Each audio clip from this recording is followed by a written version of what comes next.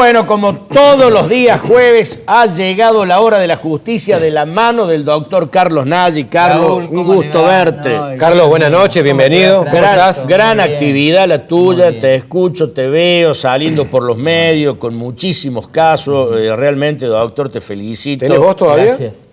Todavía, sí. ¿Cuánto duró Una tu semana, los una alegatos? semana muy intensa. Sí, muy intensa. Muchas horas de alegato, una gran tensión porque ha alegado la UIF, el Banco Central, Caso CBI. muchos hechos, Sí.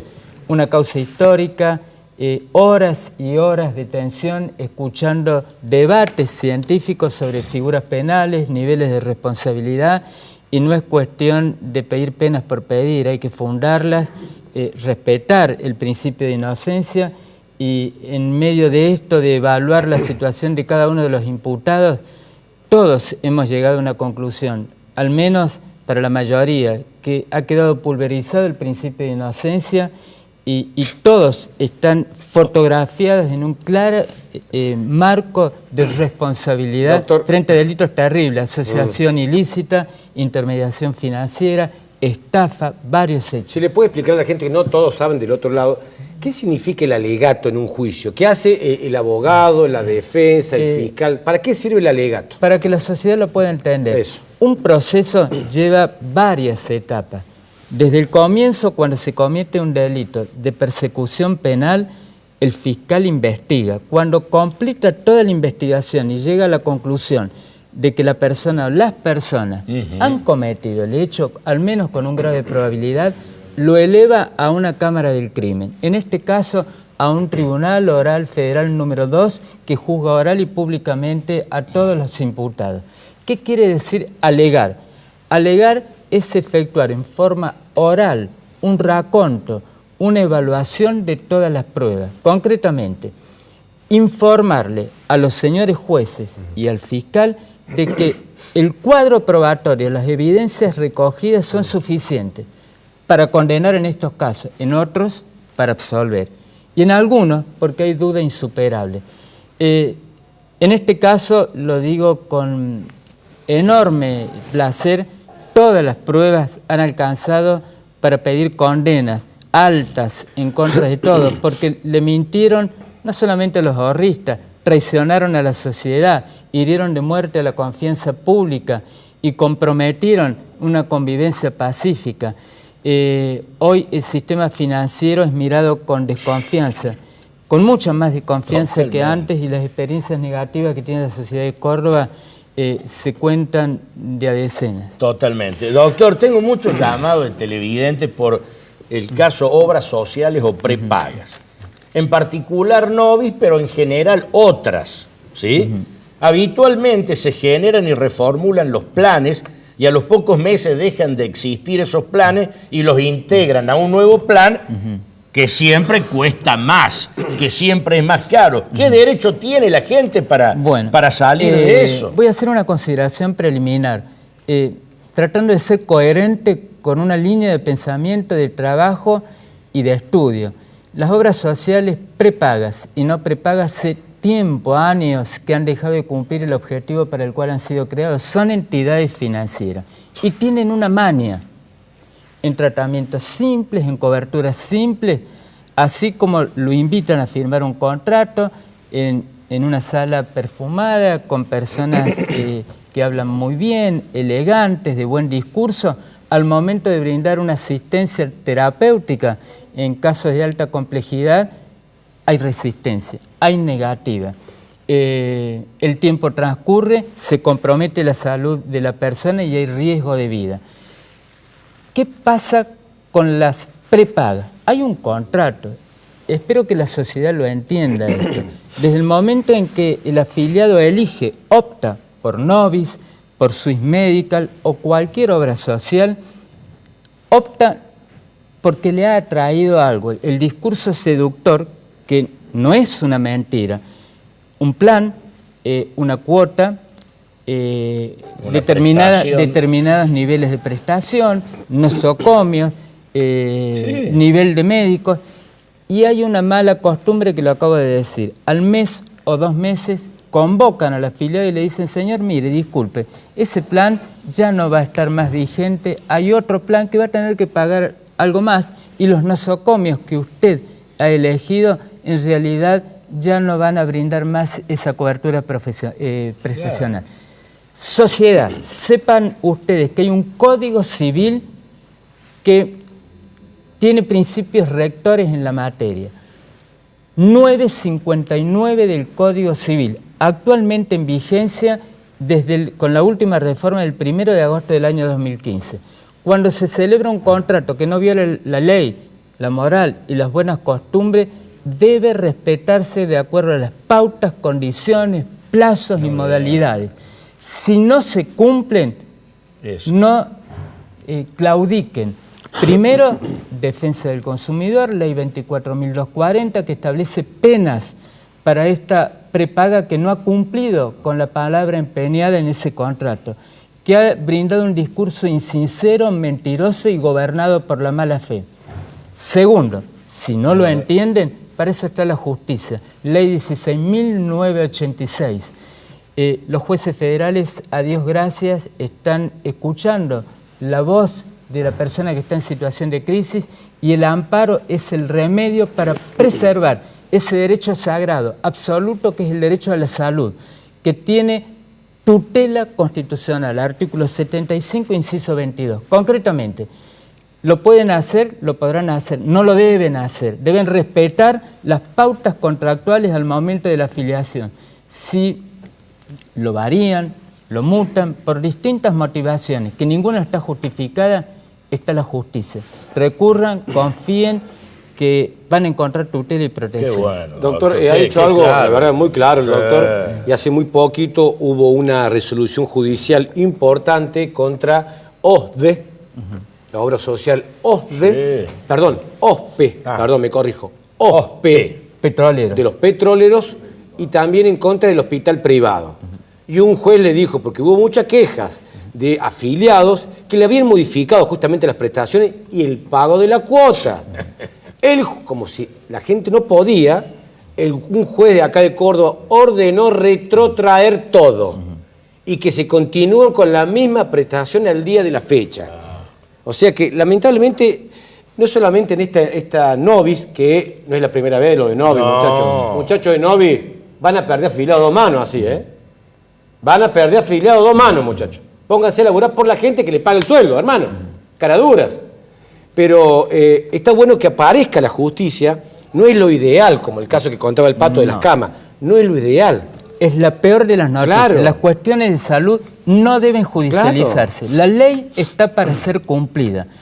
Y es hasta canallesco a una persona que está en situación de crisis obligarla a transitar por un laberinto kafkiano, concurrir a un abogado, recurrir a la justicia, desembolsar dinero. En el medio el peligro del riesgo de vida. Obviamente, en medio de todo esto, los niveles de angustia, claro. Porque una persona que recurre a una obra social para pedir una cobertura es porque no está sano, porque no está bien.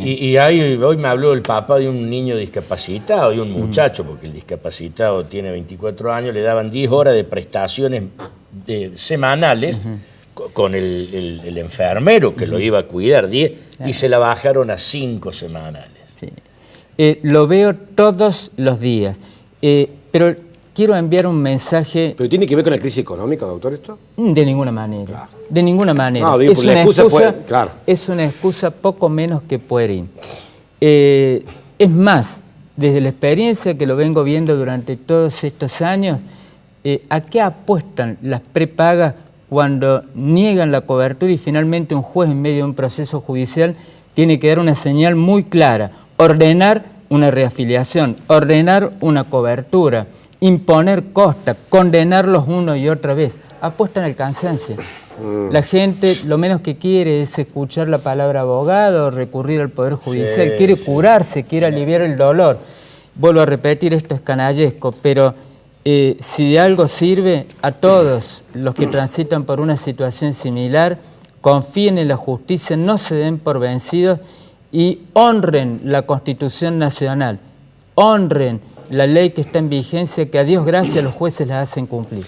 Doctor, otra de las preguntas que tiene que ver con lo que pasó hace muy poco, lamentablemente, de acá con el Pato hemos hablado del movimiento masivo de lo que fue la marcha de Ni Una Menos, en los últimos días, una marcha histórica, una multitud en todo el país, pero lamentablemente tuvimos que hacer un comentario con el Pato que una vez más se daña el mobiliario público o monumentos públicos con pintadas. Entonces nos pregunta la gente qué ocurre con aquellas personas que son prácticamente detenidas o detectadas en flagrancia, afectando monumentos públicos, históricos. En este caso fue la manzana jesuítica.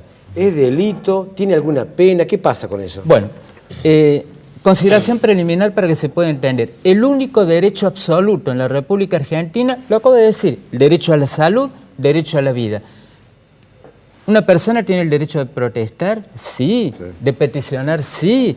¿De deambular por la calle con pancartas? Sí, pero es un derecho limitado. Termina donde comienza el derecho de los demás.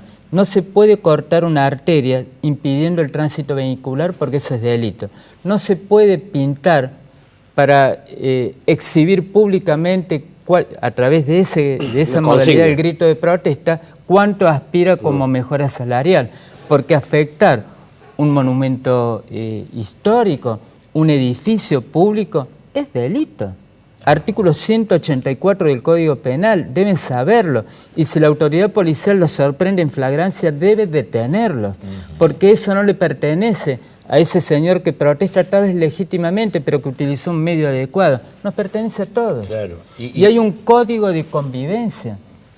Desde otro costado, que por ejemplo cuando se altera la calidad o a través de una pintada algún juego, el juego del que disfrutan en una plaza pública nuestros hijos o nuestros nietos, 3 días de arresto, 20 unidades de multa y 10 días de trabajo comunitario, para que entiendan que tenemos que vivir todos en una sociedad civilizada, que debemos aprender a cumplir reglas y que no podemos destrozar lo que sirve para todos. Recuerdo el caso de la marcha, Pato, contra el Gatillo Fácil, hace creo que 2 años, que destrozaron un banco, cartelería pública, a juicio, lo agarraron de los pelos, van a juicio muy pronto. Y eso, digamos, cuando es más grave, como romper, ¿eso pueden tener pena de cárcel, doctor? Es que califica, puede llegar hasta 6 años de prisión cuando el atentado a través del daño que puede ser quebrar, romper... Le tiraron bombas molotov, doctor.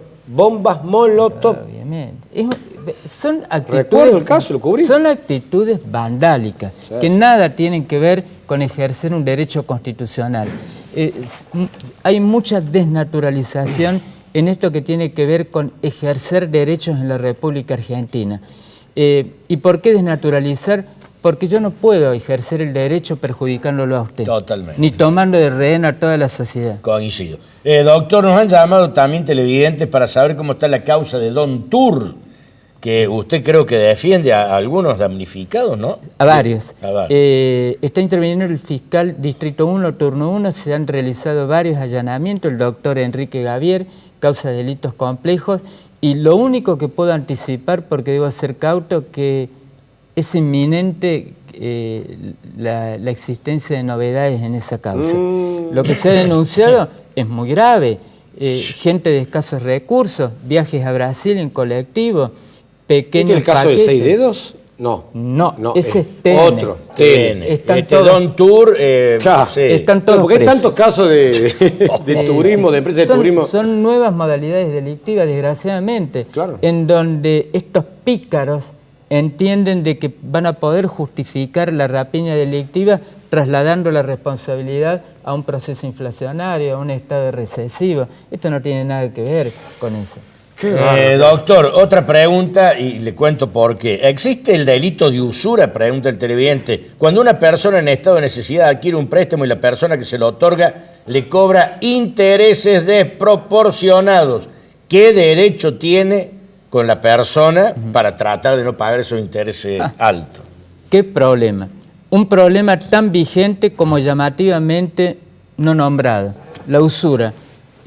Algo que se ve, que se palpa todos los días. Tenemos pautas, a ver, algunos baremos. Hoy, la persona que va a contraer un préstamo, tribunales, una tasa pasiva, un 2% nominal mensual, un 48% anual.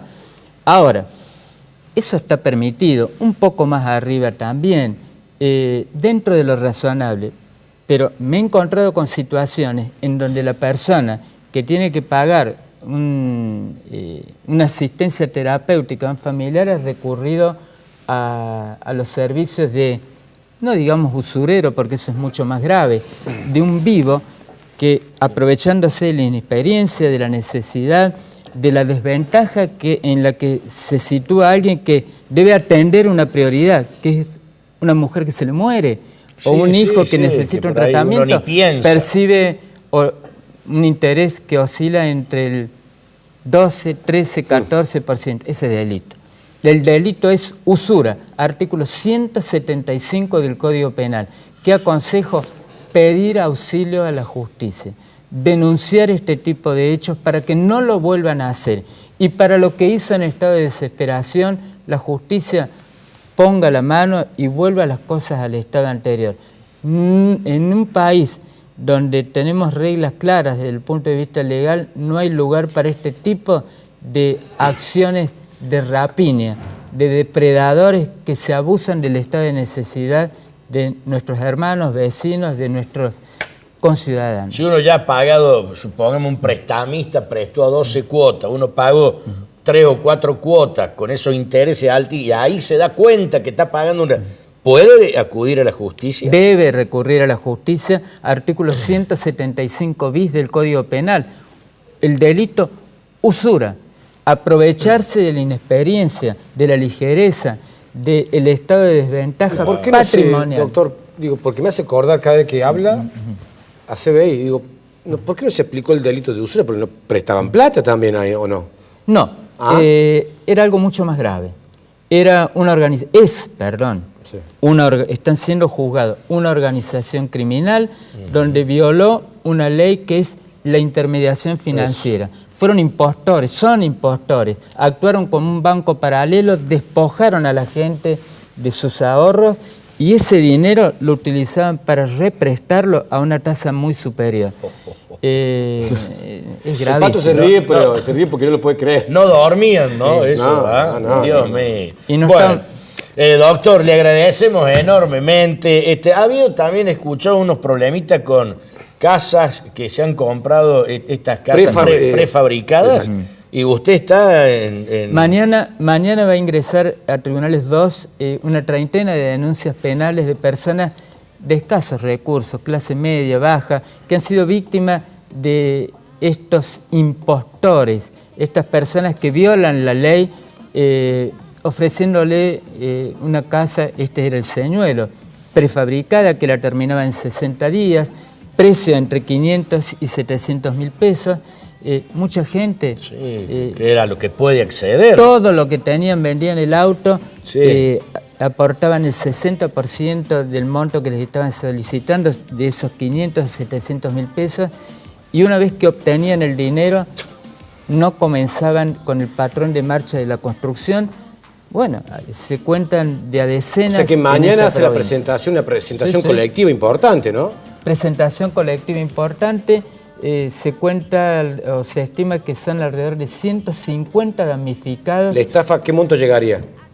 A razón de más o menos, 500, entre 300 y 500 mil pesos por cabeza. Por cabeza, por 150 y anda, sabe otros que no se habrán...